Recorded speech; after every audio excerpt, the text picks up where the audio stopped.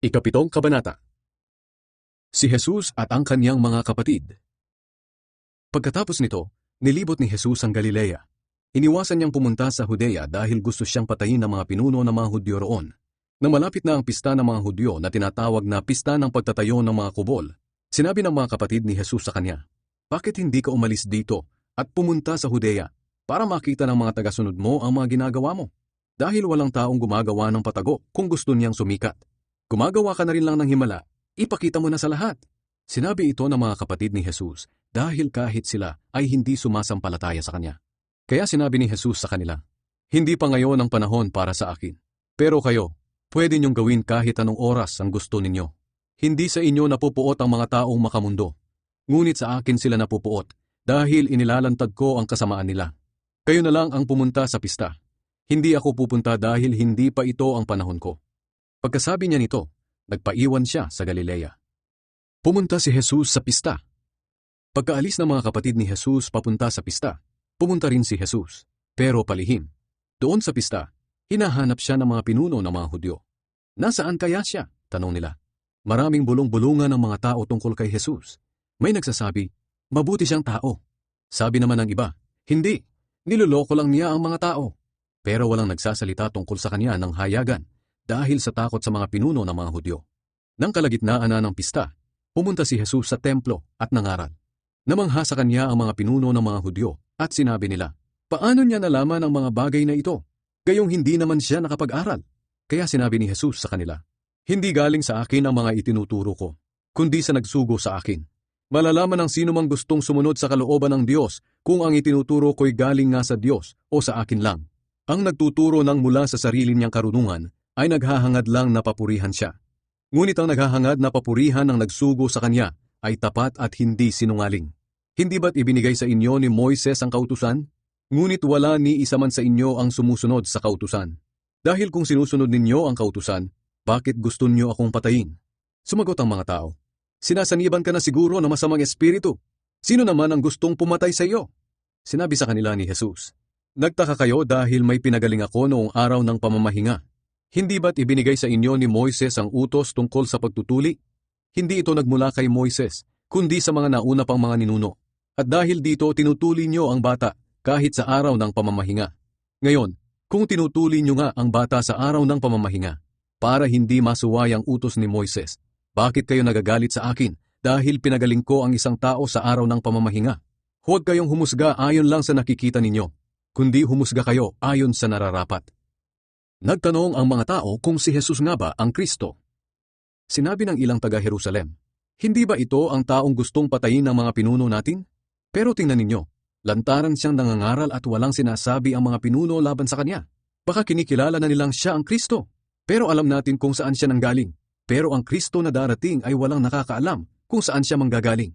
Habang nagtuturo si Jesus sa templo, sinabi niya ng malakas, "Totoo bang kilala ninyo ako at kung saan ako nanggaling? Sinasabi ko sa inyo ang totoo, hindi ako naparito sa sarili kong kagustuhan. Ang tunay na Diyos ang nagsugo sa akin, pero hindi ninyo siya kilala. Kilala ko siya dahil nanggaling ako sa kanya, at siya ang nagsugo sa akin." Dahil sa mga sinabing ito ni Jesus, gusto na sana siyang dakpin ng mga pinuno ng mga Hudyo, pero walang humuli sa kanya dahil hindi pa ito ang oras niya. Sa kabila nito, marami pa rin sa mga tao ang sumampalataya sa kanya. Sinabi nila, "Siya na nga ang Kristo," dahil walang makakahigit sa mga himalang ginagawa niya. Inutusan ang mga gwardiya sa templo na dakpin si Jesus. Narinig ng mga Pariseyo ang usap-usapan ng mga tao tungkol kay Jesus. Kaya inutusan nila at ng mga namamahalang pari ang mga gwardiya sa templo na dakpin si Jesus. Sinabi ni Jesus, "Sandali niyo na lang akong makakasama, at pagkatapos nito'y babalik na ako sa nagsugo sa akin. Hahanapin niyo ako, pero hindi niyo makikita, dahil hindi kayo makakapunta sa pupuntahan ko." Nagtanungan ang mga pinuno ng mga Hudyo, "Saan kaya niya balak pumunta at hindi na raw natin siya makikita? Pupunta kaya siya sa mga lugar ng mga Griego, kung saan nagsipangalat ang mga kapwa nating Hudyo para mangaral sa mga Griego?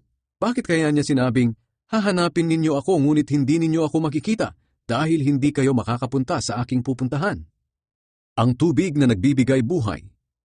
Nang dumating ang huli at pinakamahalagang araw ng pista, tumayo si Jesus at sinabi ng malakas, "Ang sinumang nauuhaw ay lumapit sa akin at uminom. Sapagkat sinasabi sa kasulatan na dadaloy ang tubig na nagbibigay buhay mula sa puso ng sumasampalataya sa akin. Ang tubig na tinutukoy ni Jesus ay ang banal na espiritu na malapit ng tanggapin ng mga sumasampalataya sa Kanya. Hindi pa naipagkakaloob ang banal na espiritu ng panahong iyon dahil hindi pa nakabalik sa langit si Jesus. Ang paniniwala ng mga tao tungkol kay Jesus. Maraming tao ang nakarinig sa sinabing iyon ni Jesus at sinabi ng ilan sa kanila, "Siya na nga ang propeta na hinihintay natin." Sinabi naman ng iba, "Siya na nga ang Kristo." Pero may nagsabi rin, "Hindi siya ang Kristo dahil hindi maaaring manggaling ang Kristo sa Galilea." Hindi ba't sinasabi sa kasulatan na ang Kristo ay manggagaling sa lahi ni Haring David at ipapanganak sa Bethlehem na bayan ni David? Kaya iba-iba ang paniniwala ng mga tao tungkol kay Jesus. Gusto ng ilan na dakpin siya, pero walang humuli sa kanya.